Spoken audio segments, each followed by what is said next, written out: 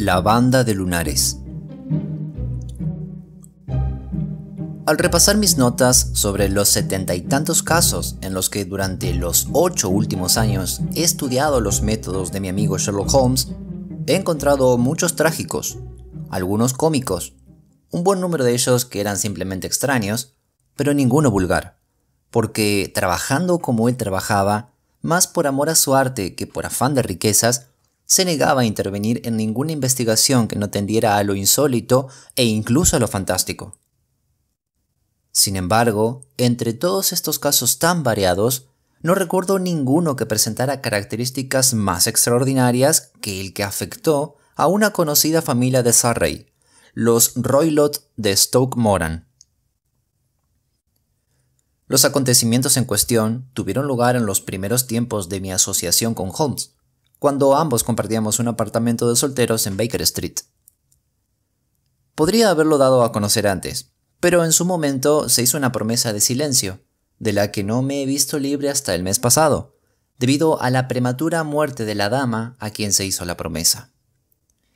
Quizás convenga sacar los hechos a la luz ahora, pues tengo motivos para creer que corren rumores sobre la muerte del Dr. Grimesby Roylott que tienden a hacer que el asunto parezca aún más terrible que lo que fue en realidad. Una mañana de principios de abril de 1883, me desperté y vi a Sherlock Holmes completamente vestido, de pie junto a mi cama. Por lo general se levantaba tarde, y en vista de que el reloj de la repisa solo marcaba las 7:15, le miré parpadeando con una cierta sorpresa, tal vez algo de resentimiento, porque yo era persona de hábitos muy regulares. «Lamento despertarle, Watson», dijo, «pero esta mañana nos ha tocado a todos. A la señora Hudson la han despertado. Ella se desquitó conmigo y yo con usted». «¿Qué es lo que pasa? ¿Un incendio?» «No, un cliente. Parece que ha llegado una señorita en estado de gran excitación que insiste en verme. Está aguardando en la sala de estar. Ahora bien, cuando las jovencitas vagan por la metrópoli a estas horas de la mañana, despertando a la gente dormida y sacándole de la cama, hay que suponer que tienen que comunicar algo muy apremiante. Si resultara ser un caso interesante, estoy seguro de que le gustaría seguirlo desde el principio. En cualquier caso, me pareció que debía llamarle y darle la oportunidad. Querido amigo, no me lo perdería por nada del mundo. No existía para mí mayor placer que seguir a Holmes en todas sus investigaciones y admirar las rápidas deducciones, tan veloces como si fueran intuiciones, pero siempre fundadas en una base lógica, con las que desentrañaba los problemas que se le planteaban. Me vestí a toda prisa y a los pocos minutos estaba listo para acompañar a mi amigo a la sala de estar.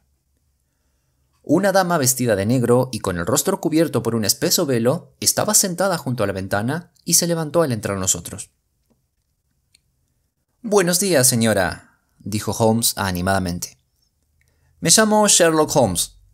Este es mi íntimo amigo y colaborador, el Dr. Watson, ante el cual puede hablar con tanta libertad como ante mí mismo». «Ajá, me alegro de comprobar que la señora Hudson ha tenido el buen sentido de encender el fuego. Por favor, acérquese a él y pediré que le traigan una taza de chocolate, pues veo que usted está temblando». «No es el frío lo que me hace temblar», dijo la mujer en voz baja, cambiando de asiento como se le sugería. «¿Qué es entonces?» «El miedo, señor Holmes. El terror». Al hablar, alzó su velo y pudimos ver que efectivamente se encontraba en un lamentable estado de agitación, con la cara gris y desencajada, los ojos inquietos y asustados como los de un animal acosado. Sus rasgos y su figura correspondían a una mujer de 30 años, pero su cabello presentaba prematuras mechas grises y su expresión denotaba fatiga y agobio. Sherlock Holmes la examinó de arriba abajo con una de sus miradas rápidas que lo veían todo. «No debe tener usted miedo», dijo en tono consolador, inclinándose hacia adelante y palmeándole el antebrazo. «Pronto lo arreglaremos todo, no le quepa duda. Veo que ha venido usted en tren esta mañana». «¿Es que me conoce usted?» «No, pero estoy viendo la mitad de su billete de vuelta en la palma de su guante izquierdo. Ha salido usted muy temprano, y todavía ha tenido que hacer un largo trayecto en coche descubierto, por caminos accidentados antes de llegar a la estación. La dama se estremeció violentamente y se quedó mirando con asombro a mi compañero. No hay misterio alguno, querida señora, explicó Holmes sonriendo. La manga izquierda de su chaqueta tiene salpicaduras de barro nada menos que en 7 sitios. Las manchas aún están frescas. Solo en un coche descubierto podría haberse salpicado así, y eso solo si venía sentada a la izquierda del cochero. Sean cuales sean sus razones, ha acertado usted en todo, dijo ella. Salí de casa antes de las 6, llegué a Leatherhead a las 6:20 y cogí el primer tren a Waterloo. Señor, ya no puedo aguantar más esta tensión. Me volveré loca de seguir así. No tengo a nadie a quien recurrir. Solo hay una persona que me aprecia, y el pobre no sería de gran ayuda. He oído hablar de usted, señor Holmes. Me habló de usted la señora Farintosh, a la que usted ayudó cuando se encontraba en un grave apuro. Ella me dio su dirección. Oh, señor, ¿no cree que podría ayudarme a mí también y al menos arrojar un poco de luz sobre las densas tinieblas que me rodean? Por el momento me resulta imposible retribuirle por sus servicios, pero dentro de 1 o 2 meses me voy a casar. Podré disponer de mi renta y entonces verá usted que no soy desagradecida. Holmes se dirigió a su escritorio, lo abrió y sacó un pequeño fichero que consultó a continuación. Farintosh, dijo. Ah, sí, ya me acuerdo del caso. Giraba en torno a una tiara de ópalo. Creo que fue antes de conocernos, Watson. Lo único que puedo decir, señora, es que tendré un gran placer en dedicar a su caso la misma atención que dediqué al de su amiga. En cuanto a la retribución, mi profesión lleva en sí misma la recompensa, pero es usted libre de sufragar los gastos en lo que yo pueda incurrir, cuando le resulte más conveniente. Y ahora le ruego que nos exponga todo lo que pueda servirnos de ayuda para formarnos una opinión sobre el asunto. ¡Ay!, replicó nuestra visitante. El mayor horror de mi situación consiste en que mis temores son tan inconcretos y mis sospechas se basan por completo en detalles tan pequeños y que a otra persona le parecerían triviales, que hasta el hombre a quien, entre todos los demás, tengo derecho a pedir ayuda y consejo, considera todo lo que le digo como fantasías de una mujer nerviosa. No lo dice así, pero puedo darme cuenta por sus respuestas consoladoras y sus ojos esquivos. Pero he oído decir, señor Holmes, que usted es capaz de penetrar en las múltiples maldades del corazón humano. Usted podrá indicarme cómo caminar entre los peligros que me amenazan. Soy todo oído, señora. Me llamo Helen Stoner y vivo con mi padrastro, último sobreviviente de una de las familias sajonas más antiguas de Inglaterra, los Roylott de Stoke-Moran, en el límite occidental de Surrey. Holmes asintió con la cabeza. El nombre me resulta familiar, dijo. En otro tiempo, la familia era una de las más ricas de Inglaterra, y sus propiedades se extendían más allá de los límites del condado, entrando por el norte de Berkshire y por el oeste de Hampshire. Sin embargo, en el siglo pasado hubo 4 herederos seguidos de carácter disoluto y derrochador, y un jugador completó en tiempos de la regencia la ruina de la familia. No se salvó nada, con excepción de unas pocas hectáreas de tierra y la casa, de 200 años de edad, sobre la que pesa una fuerte hipoteca. Allí arrastró su existencia el último señor, viviendo la vida miserable de un mendigo aristócrata. Pero su único hijo, mi padrastro, comprendiendo que debía adaptarse a las nuevas condiciones, consiguió un préstamo de un pariente, que le permitió estudiar medicina y emigró a Calcuta, donde gracias a su talento profesional y a su fuerza de carácter consiguió una numerosa clientela. Sin embargo, en un arrebato de cólera, provocado por una serie de robos cometidos en su casa, azotó hasta matarlo a un mayordomo indígena y se libró por muy poco de la pena de muerte. Tuvo que cumplir una larga condena, al cabo de la cual regresó a Inglaterra, convertido en un hombre huraño y desengañado. Durante su estancia en la India, el doctor Roylott se casó con mi madre, la señora Stoner, joven viuda del general de división Stoner, de la artillería de Bengala. Mi hermana Julia y yo éramos gemelas, y solo teníamos 2 años cuando nuestra madre se volvió a casar. Mi madre disponía de un capital considerable, con una renta que no bajaba de las 1000 libras al año, y se lo confió por entero al doctor Roylott mientras viviésemos con él, estipulando que cada una de nosotras debía recibir cierta suma anual en caso de contraer matrimonio. Mi madre falleció poco después de nuestra llegada a Inglaterra, hace 8 años, en un accidente ferroviario cerca de Crewe.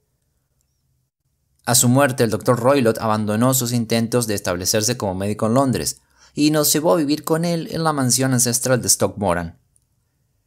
El dinero que dejó mi madre bastaba para cubrir todas nuestras necesidades, y no parecía existir obstáculo a nuestra felicidad. Pero, aproximadamente por aquella época, nuestro padrastro experimentó un cambio terrible. En lugar de hacer amistades e intercambiar visitas con nuestros vecinos, que al principio se alegraron muchísimo de ver a un Roylott de Stockmoran instalado de nuevo en la vieja mansión familiar, se encerró en la casa sin salir casi nunca, a no ser para enzarzarse en furiosas disputas con cualquiera que se cruzase en su camino. El temperamento violento, rayano con la manía, parece ser hereditario de los varones de la familia, y en el caso de mi padrastro creo que se intensificó a consecuencia de su larga estancia en el trópico.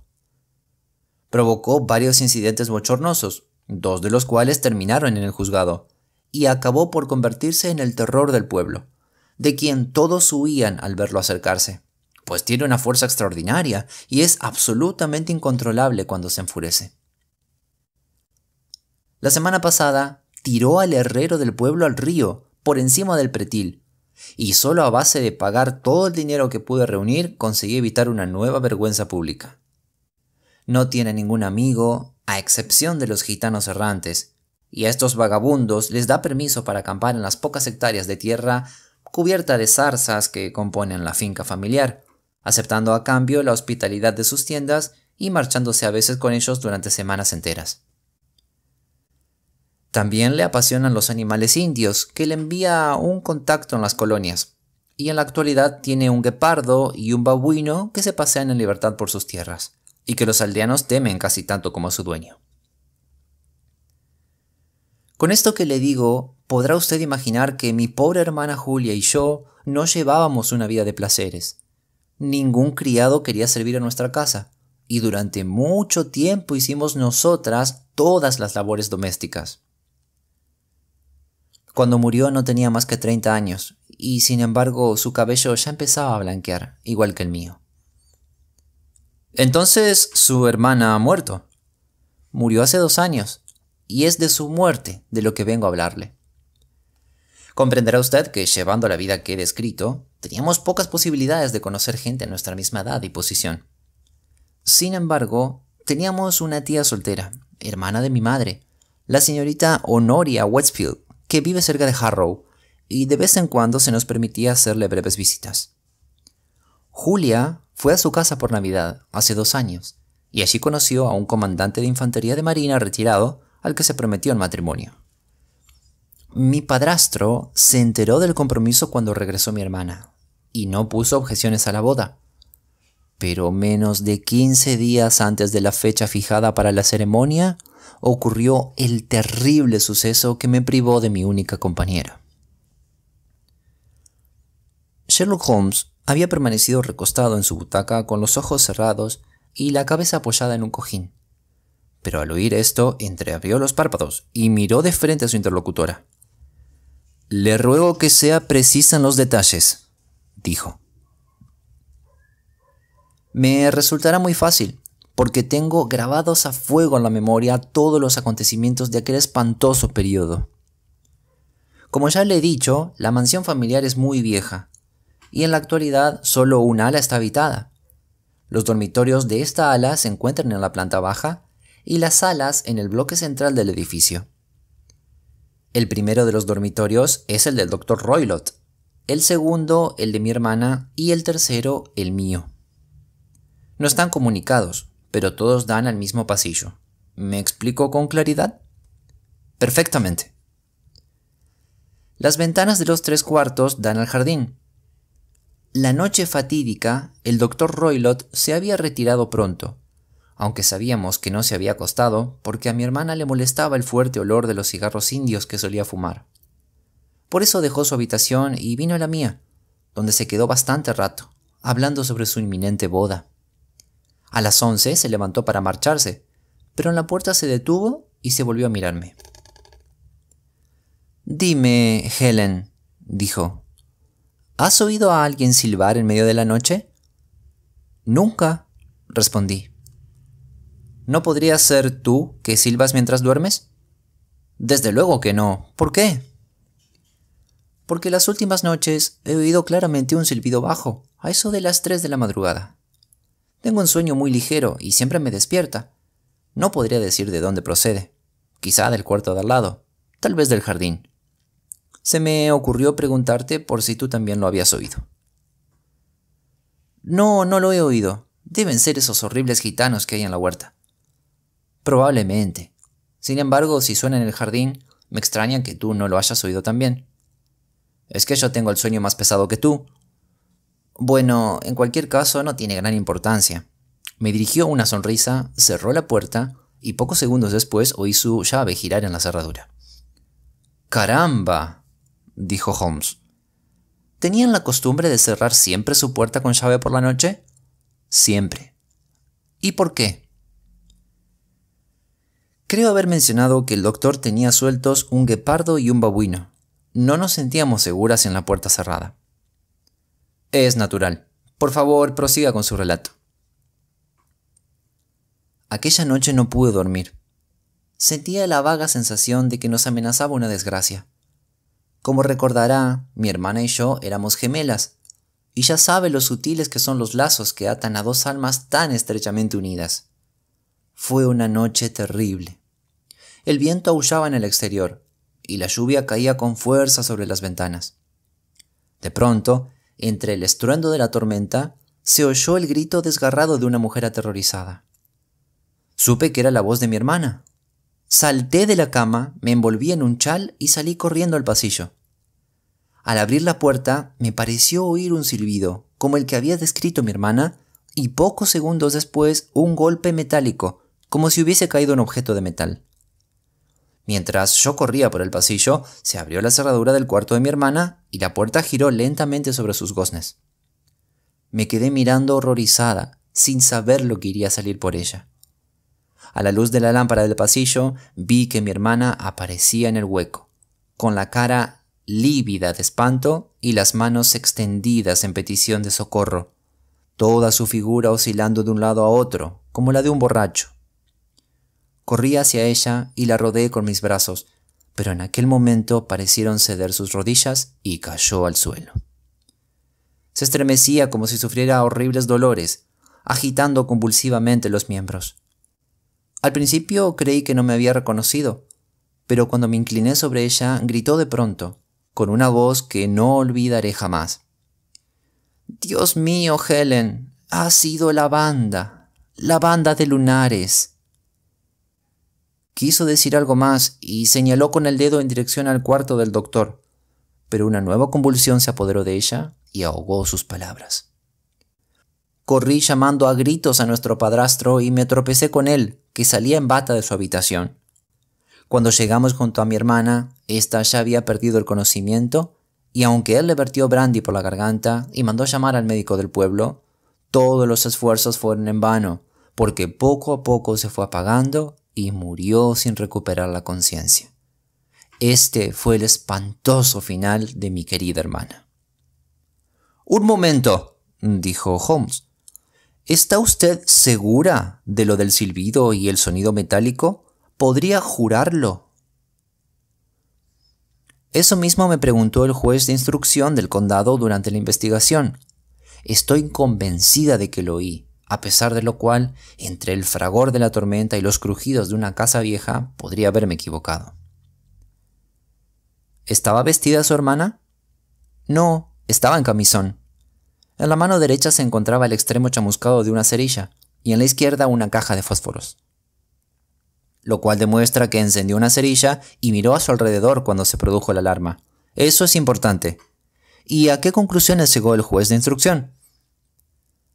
Investigó el caso minuciosamente, porque la conducta del Dr. Roylott llevaba mucho tiempo dando que hablar en el condado, pero no pudo descubrir la causa de la muerte. Mi testimonio indicaba que su puerta estaba cerrada por dentro, y las ventanas tenían postigos antiguos con barras de hierro que se cerraban cada noche.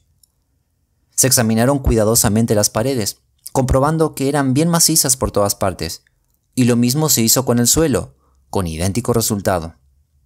La chimenea es bastante amplia, pero está enrejada con 4 gruesos barrotes. Así pues, no cabe duda de que mi hermana se encontraba sola cuando le llegó la muerte. Además, no presentaba señales de violencia. ¿Qué me dice del veneno? Los médicos investigaron esa posibilidad, sin resultados. ¿De qué cree usted entonces que murió la desdichada señorita? Estoy convencida de que murió de puro y simple miedo o de trauma nervioso, aunque no logro explicarme qué fue lo que la asustó. ¿Había gitanos en la finca en aquel momento? Sí, casi siempre hay algunos. Ya. ¿Y qué le sugirió a usted su alusión a una banda de lunares? A veces he pensado que se trataba de un delirio sin sentido, otras veces que debía referirse a una banda de gente, tal vez a los mismos gitanos de la finca. No sé si los pañuelos de lunares que muchos de ellos llevan en la cabeza le podrían haber inspirado aquel extraño término. Holmes meneó la cabeza como quien no se da por satisfecho. Nos movemos en aguas muy profundas, dijo. Por favor, continúe con su narración. Desde entonces han transcurrido 2 años y mi vida ha sido más solitaria que nunca, hasta hace muy poco. Hace un mes, un amigo muy querido, al que conozco desde hace muchos años, me hizo el honor de pedir mi mano. Se llama Armitage, Percy Armitage, segundo hijo del señor Armitage de Cranewater, cerca de Reading. Mi padrastro no ha puesto inconvenientes al matrimonio y pensamos casarnos en primavera.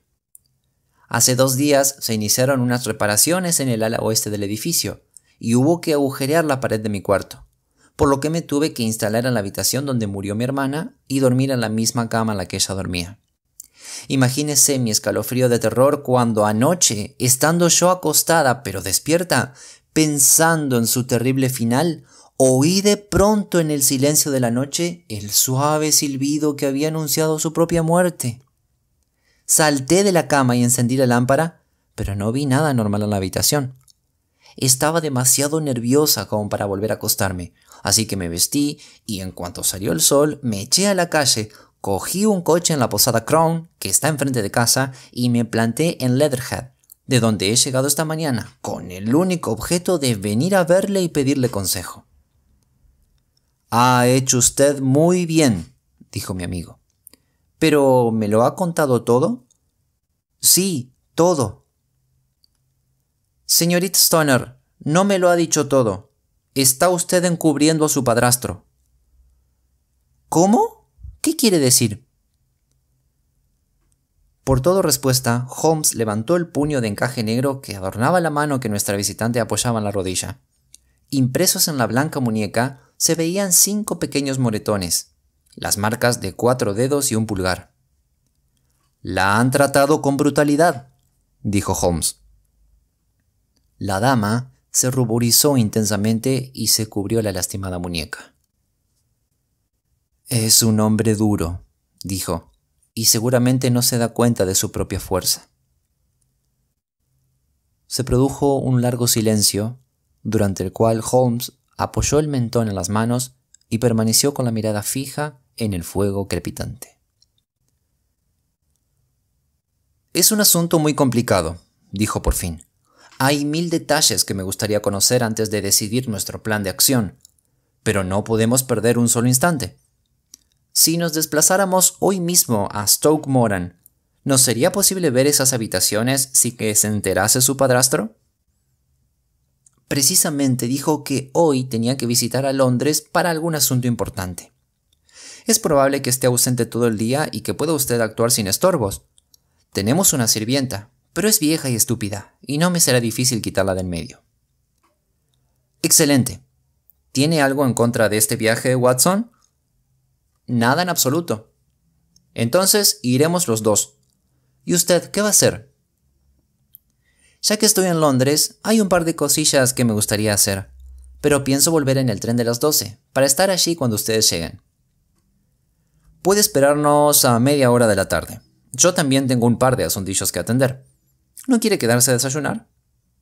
No, tengo que irme. Me siento ya más aliviada desde que le he confiado mi problema. Espero volverle a ver esta tarde. Dejó caer el tupido velo negro sobre su rostro y se deslizó fuera de la habitación. ¿Qué le parece todo esto, Watson?, preguntó Sherlock Holmes recostándose en su butaca.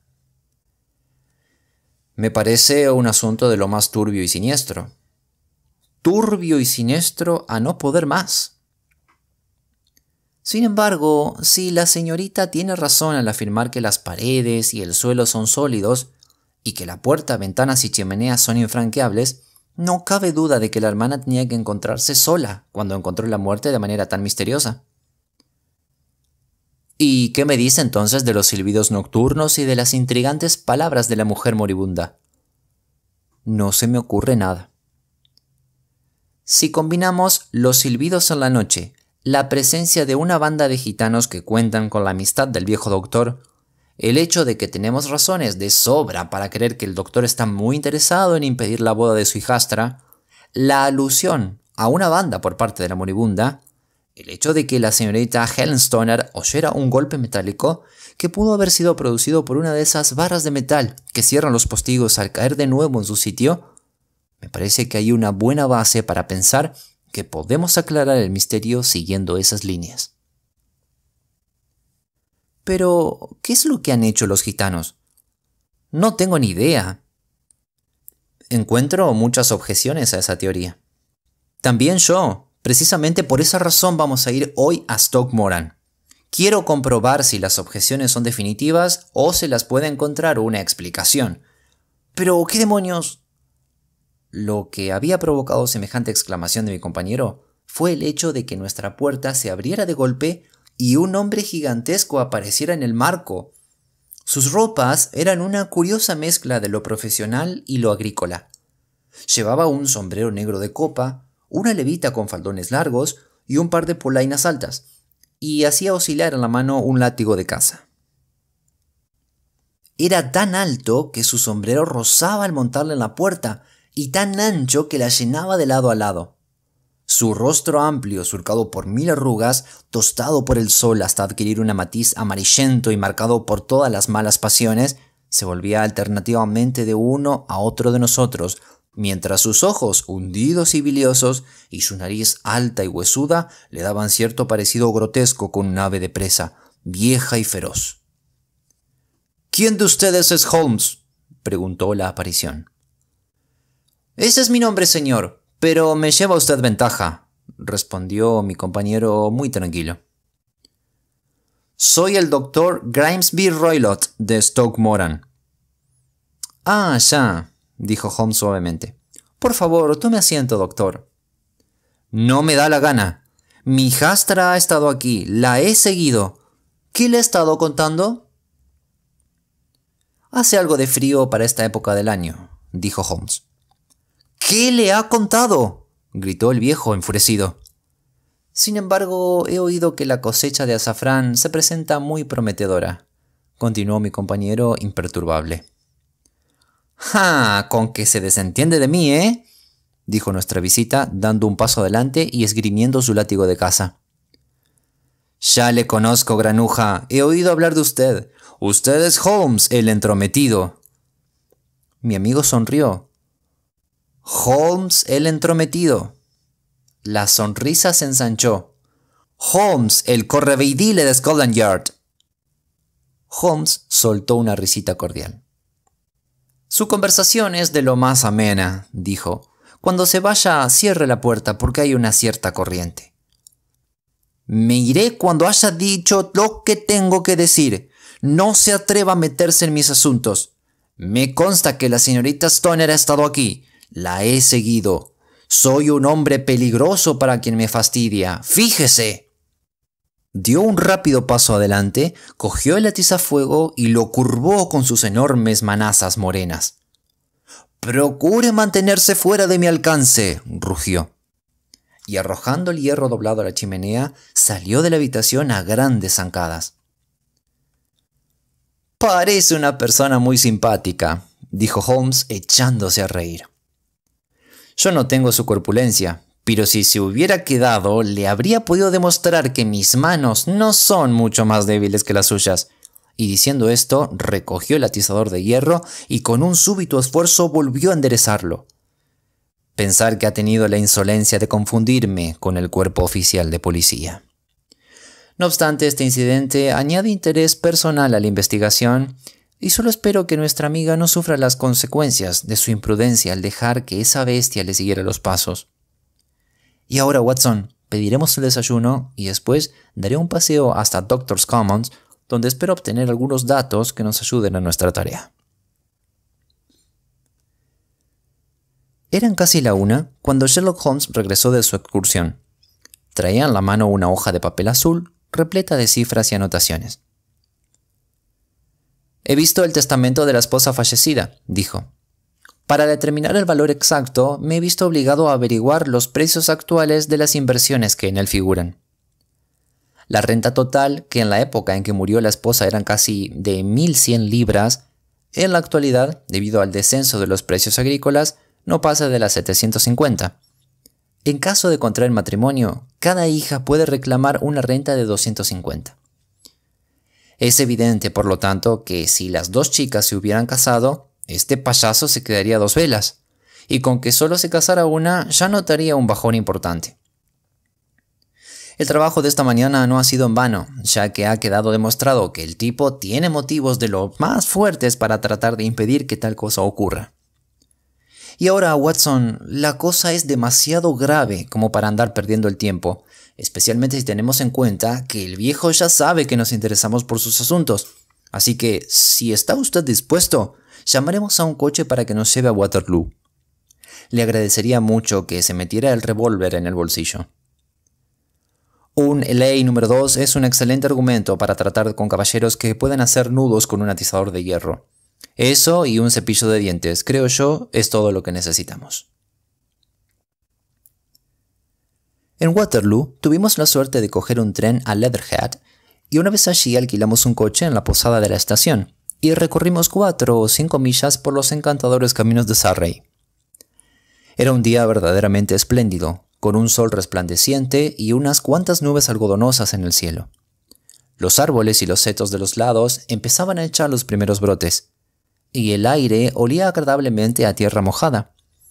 Para mí, al menos, existía un extraño contraste entre la dulce promesa de la primavera y la siniestra intriga en la que nos habíamos implicado. Mi compañero iba sentado en la parte delantera con los brazos cruzados, el sombrero caído sobre los ojos y la barbilla hundida en el pecho, sumido aparentemente en los más profundos pensamientos. Pero de pronto se incorporó, me dio un golpecito en el hombro y señaló hacia los prados. «Mire allá», dijo. Un parque con abundantes árboles se extendía en suave pendiente hasta convertirse en bosque cerrado en su punto más alto. Entre las ramas sobresalían los frontones grises y el alto tejado de una mansión muy antigua. «¿Stoke Moran?», preguntó. «Sí, señor. Esa es la casa del Dr. Grimesby Roylott», confirmó el cochero. «Veo que están haciendo obras», dijo Holmes. «Es allí donde vamos». «El pueblo está allí», dijo el cochero, señalando un grupo de tejados que se veía a cierta distancia a la izquierda. «Pero si quieren ustedes ir a la casa, les resultará más corto por esa escalerilla de la cerca y luego por el sendero que atraviesa el campo. Allí, por donde está paseando la señora». «Y me imagino que dicha señora es la señorita Stoner», comentó Holmes, haciendo víscera con la mano sobre los ojos. «Sí, creo que lo mejor es que hagamos lo que usted dice». Nos apeamos, pagamos el trayecto y el coche regresó traqueteando a Leatherhead. «Me pareció conveniente», dijo Holmes mientras subíamos la escalerilla, «que el cochero creyera que veníamos aquí como arquitectos o para algún otro asunto concreto. Puede que eso evite chismorreos». Buenas tardes, señorita Stoner. Ya ve que hemos cumplido nuestra palabra. Nuestra cliente de por la mañana había corrido a nuestro encuentro con la alegría pintada en el rostro. «Les he estado esperando ansiosamente», exclamó, estrechándonos afectuosamente las manos. «Todo ha salido de maravilla. El doctor Roylott se ha marchado a Londres y no es probable que vuelva antes del anochecer». «Hemos tenido el placer de conocer al doctor», dijo Holmes, y en pocas palabras le resumió lo ocurrido. La señorita Stoner palideció hasta los labios al oírlo. «¡Cielo santo!», exclamó. «Me ha seguido». «Eso parece». «Es tan astuto que nunca sé cuándo estoy a salvo de él. ¿Qué dirá cuando vuelva?» «Más vale que se cuide, porque puede encontrarse con que alguien más astuto que él le sigue la pista. Usted tiene que protegerse encerrándose con llave esta noche. Si se pone violento, la llevaremos a casa de su tía Harrow. Y ahora hay que aprovechar lo mejor posible el tiempo, así que por favor, llévenos cuanto antes a las habitaciones que tenemos que examinar». El edificio era de piedra gris manchada de líquen, con un bloque central más alto y dos salas curvadas, como las pinzas de un cangrejo, una a cada lado. En una de dichas salas, las ventanas estaban rotas y tapadas con tablas de madera, y parte del tejado se había hundido, dándole un aspecto ruinoso. El bloque central estaba algo mejor conservado, pero el ala derecha era relativamente moderna, y las cortinas de las ventanas, junto con las volutas de humo azulado que salen de las chimeneas, demostraban que en ella residía la familia. En un extremo se habían levantado andamios y abierto algunos agujeros en el muro, pero en aquel momento no se veía ni rastro de los obreros. Holmes caminó lentamente de un lado a otro del césped mal cortado, examinando con gran atención la parte exterior de las ventanas. «Supongo que esta corresponde a la habitación en la que usted dormía, la del centro a la de su difunta hermana, y la que se halla pegada al edificio principal a la habitación del doctor Roylott». «Exactamente, pero ahora duermo en la del centro». «Mientras duren las reformas, según tengo entendido. Por cierto, no parece que haya una necesidad urgente de reparaciones en ese extremo del muro». «No había ninguna necesidad. Yo creo que fue una excusa para sacarme de mi habitación». «Ah, esto es muy sugerente. Ahora veamos. Por la parte de atrás de este ala está el pasillo al que dan estas tres habitaciones. Supongo que tendrá ventanas».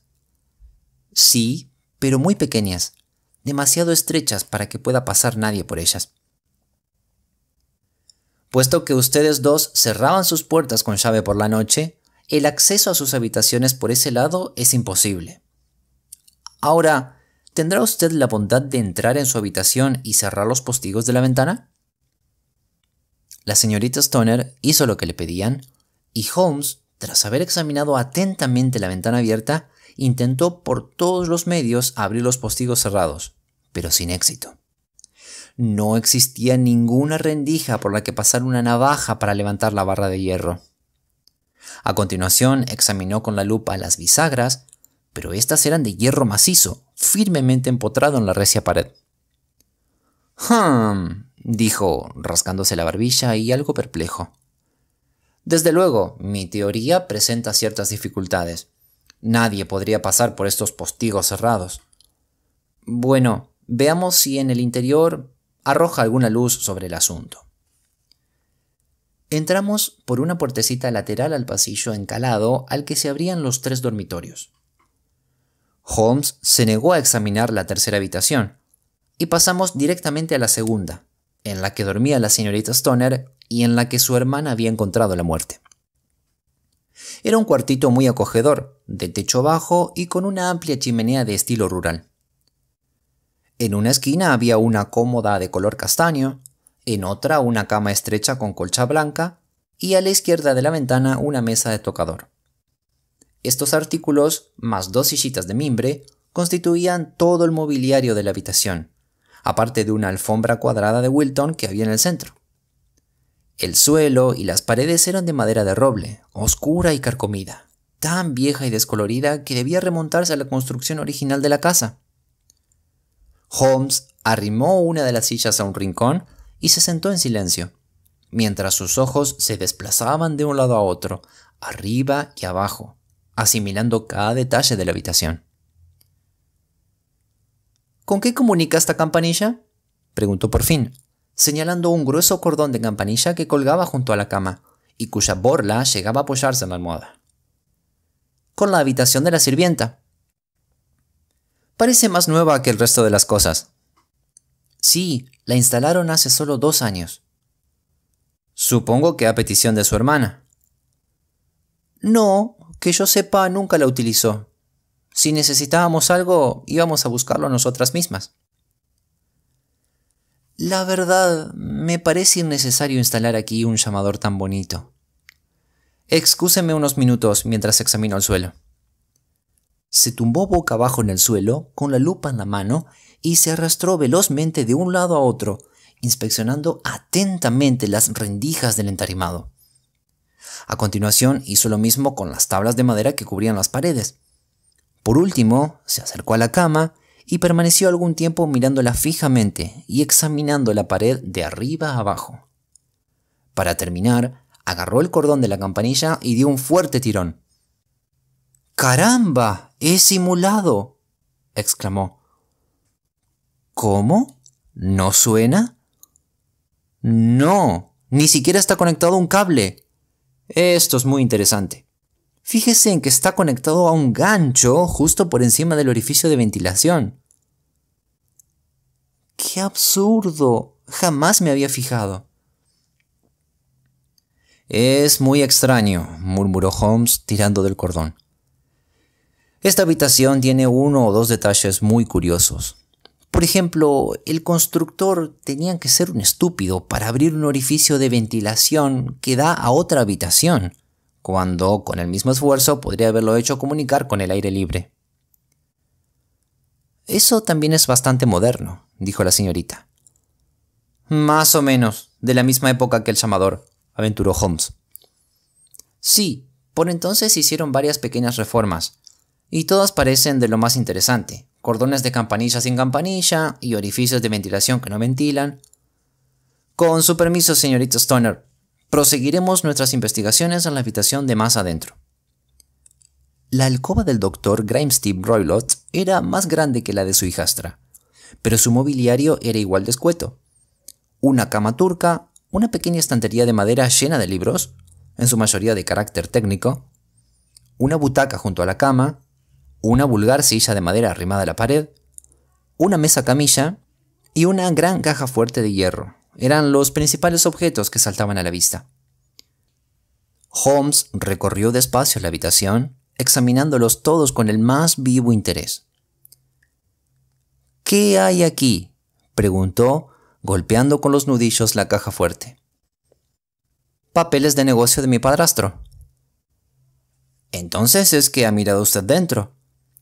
Solo una vez, hace años. Recuerdo que estaba llena de papeles. ¿Y no podría haber, por ejemplo, un gato? No, qué idea tan extraña.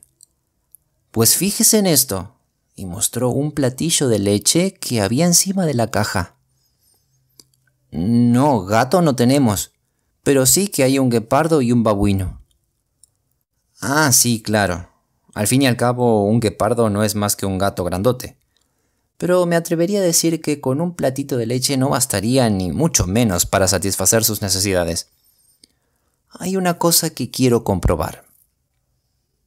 Se agachó ante la silla de madera y examinó el asiento con la mayor atención.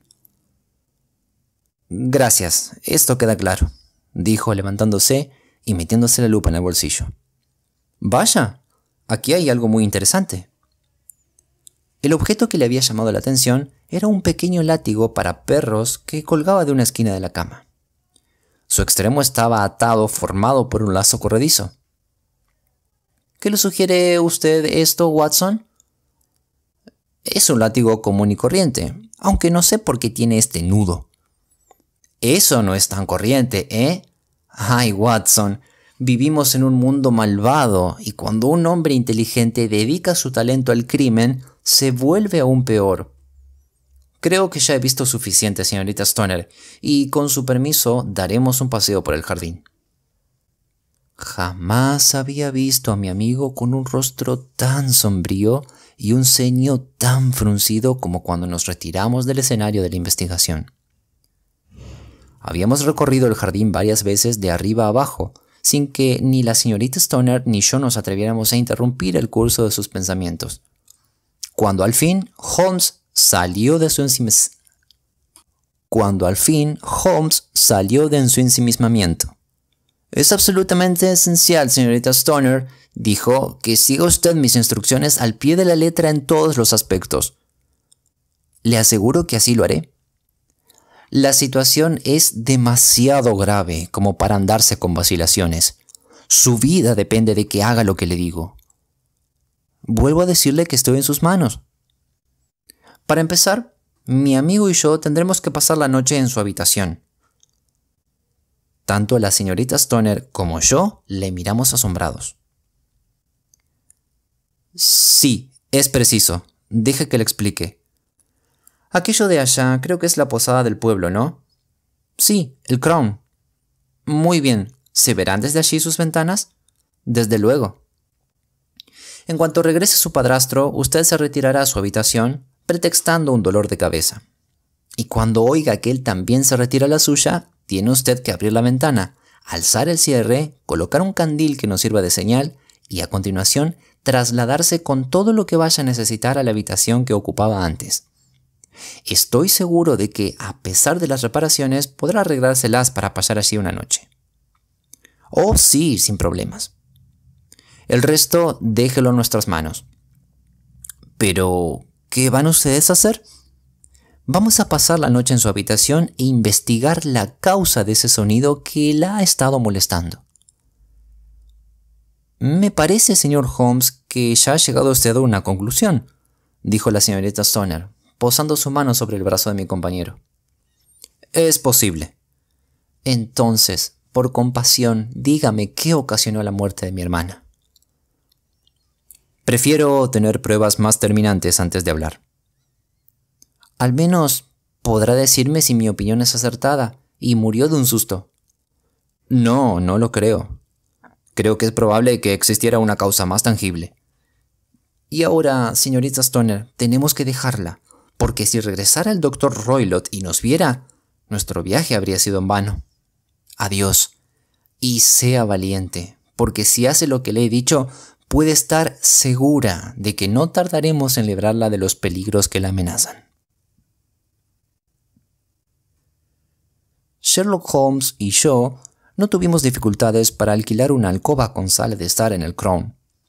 Las habitaciones se encontraban en la planta superior, y desde nuestra ventana gozábamos de una espléndida vista de la entrada a la avenida y del ala deshabitada de la mansión de los Stockmoran. Al atardecer, vimos pasar en un coche al Dr. Grimesby Roylott con su gigantesca figura sobresaliendo junto a la menuda figurilla del muchacho que guiaba el coche. El cochero tuvo alguna dificultad para abrir las pesadas puertas de hierro y pudimos oír el áspero rugido del doctor y ver la furia con que agitaba los puños cerrados amenazándolo. El vehículo siguió adelante y pocos minutos más tarde vimos una luz que brillaba de pronto entre los árboles, indicando que se había encendido una lámpara en uno de los salones. «¿Sabe usted, Watson?», dijo Holmes mientras permanecíamos sentados en la oscuridad. «Siento ciertos escrúpulos de llevarle conmigo esta noche. Hay un elemento de peligro indudable». «¿Puedo servir de alguna ayuda?». «Su presencia puede resultar decisiva». «Entonces iré, sin duda alguna». «Es usted muy amable». «Dice usted que hay peligro. Evidentemente, ¿ha visto usted en esas habitaciones más de lo que pude ver yo?». «Eso no, pero supongo que yo habré deducido unas pocas cosas más que usted. Imagino, sin embargo, que vería usted lo mismo que yo». «Yo no vi nada destacable, a excepción del cordón de la campanilla, cuya finalidad confieso que se me escapa por completo». «¿Vio usted el orificio de ventilación?». «Sí, pero no me parece que sea tan insólito que exista una pequeña abertura entre dos habitaciones. Era tan pequeña que no podría pasar por ella ni una rata. Yo sabía que encontraríamos un orificio así antes de venir a Stockmoran. Pero Holmes, por favor. Le digo que lo sabía. ¿Recuerda usted que la chica dijo que su hermana podía oler el cigarro del Dr. Roylott? Eso quería decir, sin lugar a dudas, que tenía que existir una comunicación entre las dos habitaciones. Y tenía que ser pequeña, o alguien se habría fijado en ella durante la investigación judicial. Deduje, pues, que se trataba de un orificio de ventilación. Pero, ¿qué tiene eso de malo? Bueno, por lo menos existe una curiosa coincidencia de fecha. Se abre un orificio, se instala un cordón y muere una señorita que dormía en la cama. ¿No le resulta llamativo? Hasta ahora no veo ninguna relación. ¿No observó un detalle muy curioso en la cama? No. Estaba clavada al suelo. ¿Ha visto usted antes alguna cama sujeta de ese modo? No puedo decir que sí. La señorita no podía mover su cama. Tenía que estar siempre en la misma posición con respecto a la abertura y al cordón. Podemos llamarlo así porque evidentemente jamás se pensó en dotarlo de campanilla. Holmes, creo que empiezo a entrever a dónde quiere usted ir a parar, exclamé. Tenemos el tiempo justo para impedir algún crimen artero y horrible. De lo más artero y horrible. Cuando un médico se tuerce es peor que ningún criminal. Tiene sangre fría y tiene conocimientos. Palmer y Pritchard estaban en la cumbre de su profesión. Este hombre aún va más lejos, pero creo, Watson, que podremos llegar más lejos que él. Pero ya tendremos horrores de sobra antes de que termine la noche. Ahora, por amor de Dios, fumemos una pipa en paz y dediquemos el cerebro a ocupaciones más agradables durante unas horas. A eso de las 9, se apagó la luz que brillaba entre los árboles y todo quedó a oscuras en dirección a la mansión. Transcurrieron lentamente 2 horas y de pronto, justo al sonar las 11, se encendió exactamente frente a nosotros una luz aislada y brillante. «Esa es nuestra señal», dijo Holmes, poniéndose en pie de un salto. «Viene de la ventana del centro». Al salir, Holmes intercambió algunas frases con el posadero, explicándole que íbamos a hacer una visita de última hora a un conocido y que era posible que pasáramos la noche en su casa.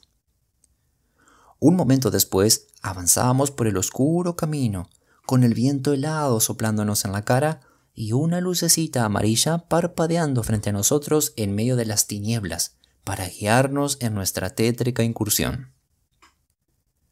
No tuvimos dificultades para entrar en la finca porque la vieja tapia del parque estaba derruida por varios sitios. Nos abrimos camino entre los árboles, llegamos al jardín, lo cruzamos y nos disponíamos a entrar por la ventana cuando de un macizo de laureles salió disparado algo que parecía un niño deforme y repugnante, que se tiró sobre la hierba retorciendo los miembros y luego corrió a toda velocidad por el jardín hasta perderse en la oscuridad. «¡Dios mío!», susurré. «¿Ha visto eso?». Por un momento, Holmes se quedó tan sorprendido como yo, y su mano se cerró como una presa sobre mi muñeca. Luego, se echó a reír en voz baja y acercó los labios a mi oído. «Es una familia encantadora», murmuró. Eso era el babuino. Me había olvidado de los extravagantes animalitos de compañía del doctor. Había también un guepardo que podía caer sobre nuestros hombros en cualquier momento. Confieso que me sentí más tranquilo cuando, tras seguir el ejemplo de Holmes y quitarme los zapatos, me encontré dentro de la habitación. Mi compañero cerró los postigos sin hacer ruido, colocó la lámpara encima de la mesa y recorrió con la mirada la habitación. Todo seguía igual que como lo habíamos visto durante el día. Luego se arrastró hacia mí y, haciendo bocina con la mano, volvió a susurrarme al oído, en voz tan baja que a duras penas conseguí entender las palabras. «El más ligero ruido sería fatal para nuestros planes». Asentí para dar a entender que lo había oído. «Tenemos que apagar la luz o se vería por la ventana». «Tenemos que apagar la luz o se vería por la abertura». Asentí de nuevo.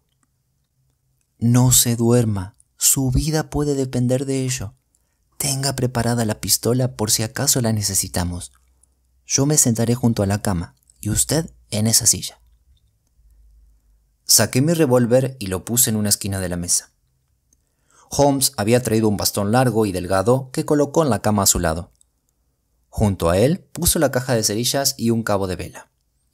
Luego apagó la lámpara y quedamos sumidos en las tinieblas. ¿Cómo podría olvidar aquella angustiosa vigilia? No se oía ni un sonido, ni siquiera el de una respiración. Pero yo sabía que a pocos pasos de mí se encontraba mi compañero, sentado con los ojos abiertos y en el mismo estado de excitación que yo. Los postigos no dejaban pasar ni un rayito de luz y esperábamos en la oscuridad más absoluta. De vez en cuando nos llegaba del exterior el grito de alguna ave nocturna, y en una ocasión oímos, al lado mismo de nuestra ventana, el prolongado gemido gatuno que indicaba que efectivamente el guepardo andaba suelto. Cada cuarto de hora oíamos a lo lejos las graves campanadas del reloj de la iglesia. Qué largos parecían aquellos cuartos de hora. Dieron las 12, la 1, las 2, las 3, y nosotros seguíamos sentados en silencio, aguardando lo que pudiera suceder. De pronto, se produjo un momentáneo resplandor en lo alto, en la dirección del orificio de ventilación, que se apagó inmediatamente. Le siguió un fuerte olor a aceite quemado y metal recalentado. Alguien había encendido una linterna sorda en la habitación contigua. Oí un suave rumor de movimiento y luego todo volvió a quedar en silencio, aunque el olor se hizo más fuerte. Permanecí media hora más con los oídos en tensión. De repente se oyó otro sonido, un sonido muy suave y acariciador, como el de un chorrito de vapor al salir de una tetera. En el instante mismo en que lo oímos, Holmes saltó de la cama, encendió una cerilla y golpeó furiosamente con su bastón el cordón de la campanilla. —¿Lo ve, Watson? —gritaba. —¿Lo ve? Pero yo no veía nada. En el mismo momento en que Holmes encendió la luz, oí un silbido suave y muy claro, pero el repentino resplandor ante mis ojos hizo que me resultara imposible distinguir qué era lo que mi amigo golpeaba con tanta ferocidad. Pude percibir, no obstante, que su rostro estaba pálido como la muerte, con una expresión de horror y repugnancia. Había dejado de dar golpes y levantaba la mirada hacia el orificio de ventilación, cuando, de pronto, el silencio de la noche se rompió con el alarido más espantoso que jamás he oído. Un grito cuya intensidad iba en aumento, un ronco aullido de dolor, miedo y furia, todo mezclado en un solo chillido aterrador. Dicen que abajo, en el pueblo, e incluso en la lejana casa parroquial, aquel grito levantó a los durmientes de sus camas. A nosotros nos heló el corazón. Yo me quedé mirando a Holmes y él a mí, hasta que los últimos ecos se extinguieron en el silencio del que habían surgido. —¿Qué puede significar eso? —jadeé. —Significa que todo ha terminado —respondió Holmes—, y quizás, a fin de cuentas, sea lo mejor que habría podido ocurrir. Coja su pistola y vamos a entrar en la habitación del Dr. Roylott. Encendió la lámpara con expresión muy seria y salió al pasillo. Llamó 2 veces a la puerta de la habitación sin que respondieran desde adentro. Entonces hizo girar el picaporte y entró, conmigo pegado a sus talones, con la pistola amartillada en la mano. Una escena extraordinaria se ofrecía ante nuestros ojos.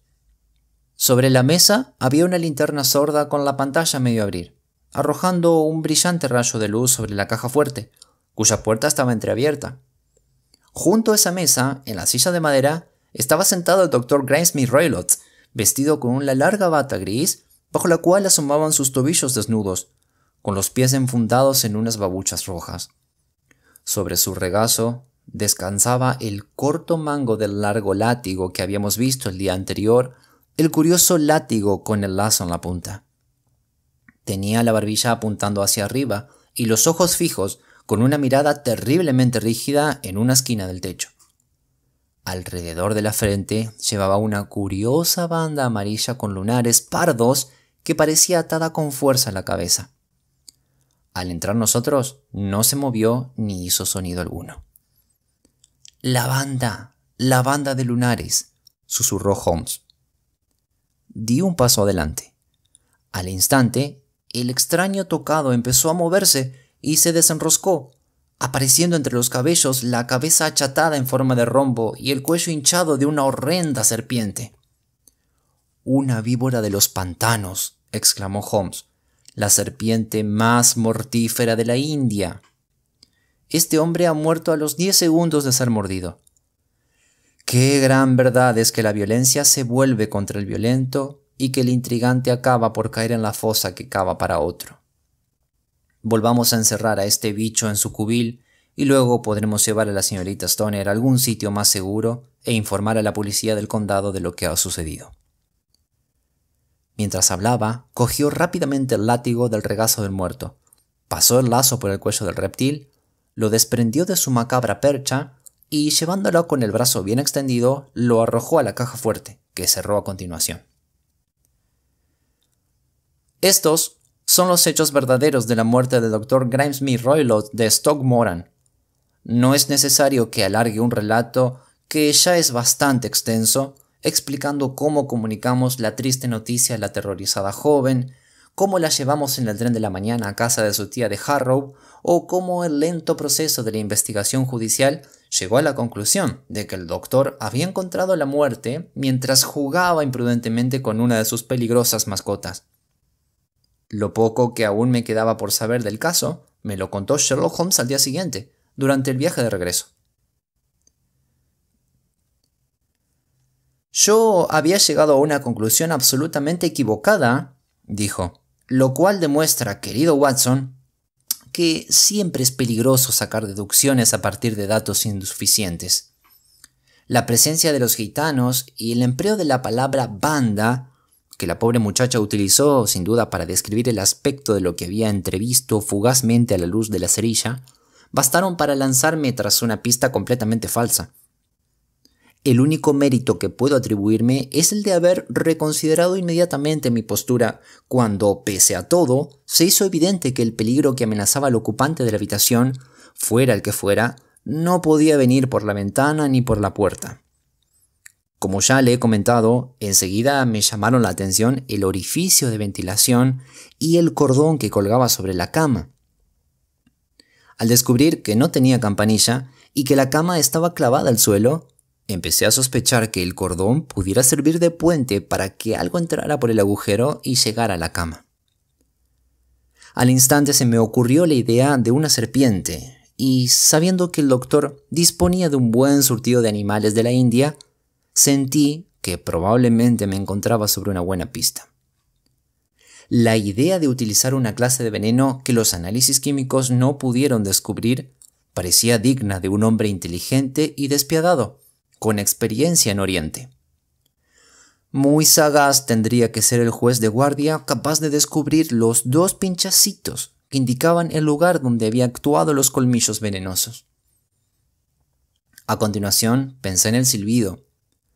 Por supuesto, tenía que hacer volver a la serpiente antes de que la víctima pudiera verla a la luz del día.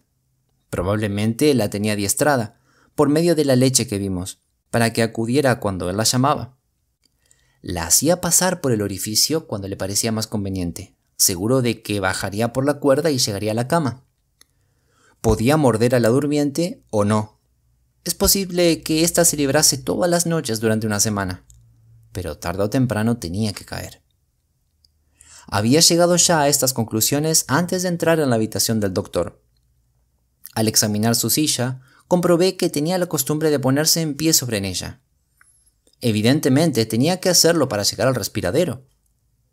La visión de la caja fuerte, el plato de leche y el látigo con lazo bastó para disipar las pocas dudas que pudieran quedarme. El golpe metálico que oyó la señorita Stoner lo produjo sin duda el padrastro al cerrar apresuradamente la puerta de la caja fuerte, tras meter dentro a su terrible ocupante. Una vez formada mi opinión, ya conoce usted las medidas que adopté para ponerla a prueba. Oí el silbido del animal, como sin duda lo usó usted también. Y al momento encendí la luz y lo ataqué. Con el resultado de que volvió a meterse por el respiradero. Y también con el resultado de que una vez al otro lado se revolvió contra su amo.